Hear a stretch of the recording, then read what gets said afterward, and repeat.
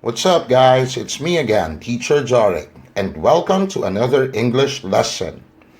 Today in this video, we will talk about how you effectively write an essay for the TOEFL independent writing task. Are you guys ready to learn? Okay, let's begin. The last of two tasks in the writing section of the TOEFL is the independent writing task. Here, you are provided with a question that you have to write about in 30 minutes. Your response has to be at least 300 words long, and you do not have any source of information but your stock knowledge. Also, your response for this task will be graded based on the following major criteria. First, language use, which involves grammar, vocabulary, and syntax. Next, content, which is your ability to address the topic and task, unity, and coherence.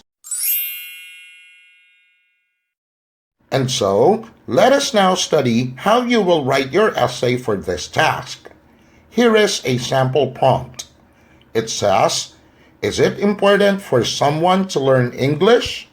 Why or why not?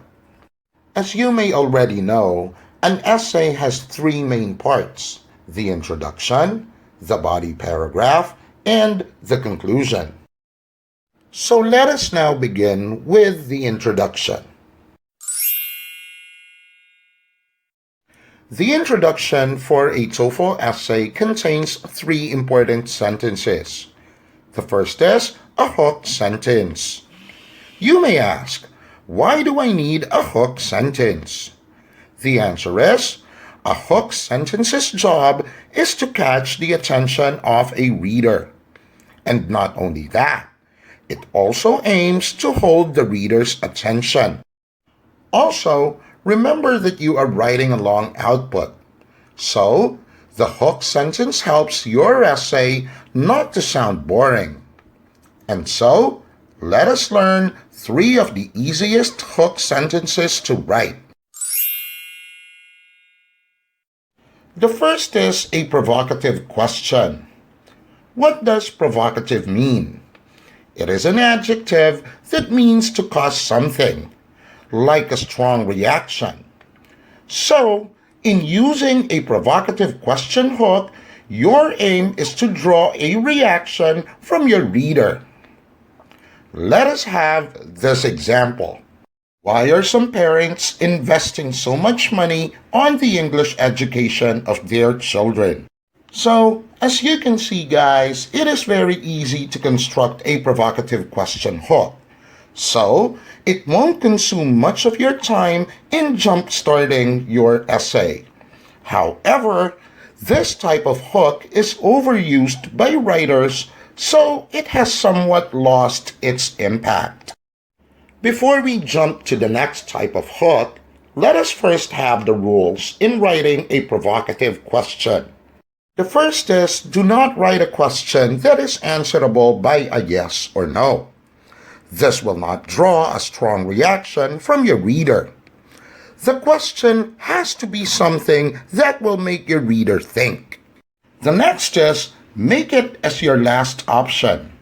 Like I said, a provocative question hook is widely used by writers, and so it has lost its impact. Use it only if you feel that you have spent too much time in starting your essay. The next type of hook sentence is called a personal experience.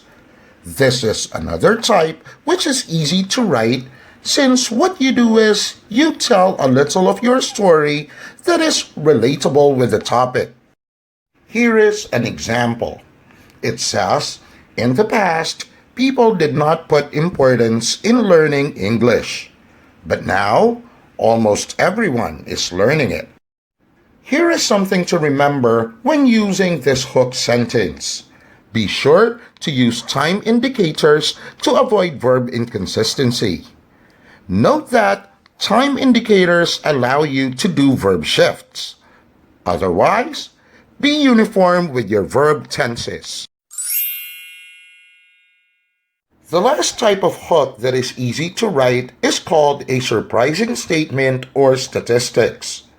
This type of hook is factual in nature. Let us have this example. It says, around 200,000 Koreans visit the Philippines each year to study English. Notice that I used the figure of 200,000. That is statistic, or information in number. Here are the rules when using a surprising statement or statistics. The first is, be sure to write a factual statement. Since this hook is factual in nature, coming up with a false fact might ruin the integrity of your essay. This might also lead to the disinterest of the reader. Next, use citation. If you are writing from a source or quoting someone's statement, be sure to include a citation. For the next part of the introduction, we have background information. Background information is a statement that a writer uses in order to convey the overall theme of the essay or the point that he is trying to make. So, let us have this example. In today's fast-paced society, English has become the most widely used medium of communication, not only in schools but also in the business world. Again, note that background information is not a must in writing your essay, since you have another alternative, which is the other side of the prompt.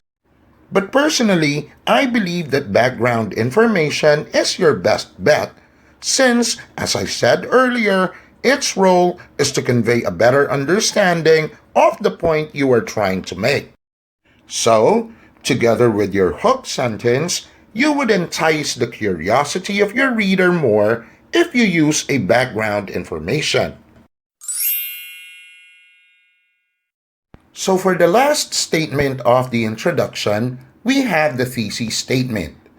The thesis statement, guys, is the most important statement in the entire essay.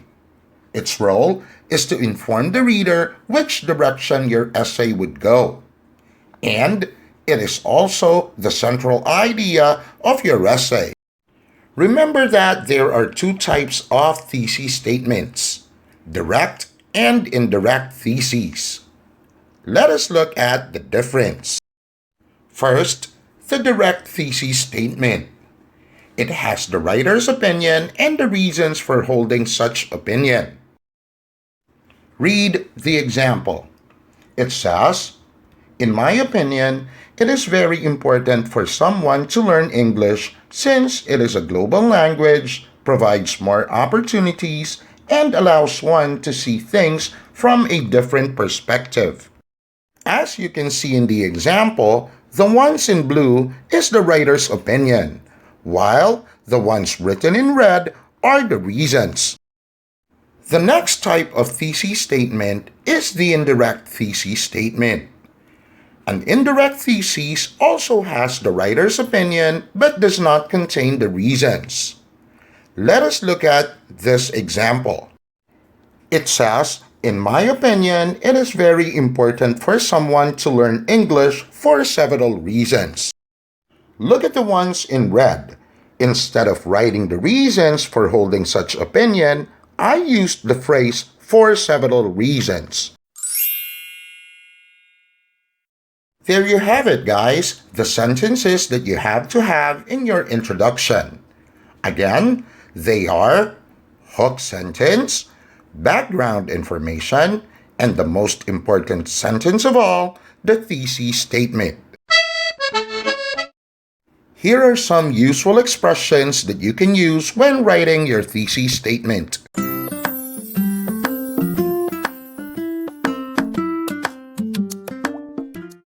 Please stay tuned for the second part of our independent writing lesson only here at Teacher Jorik's channel.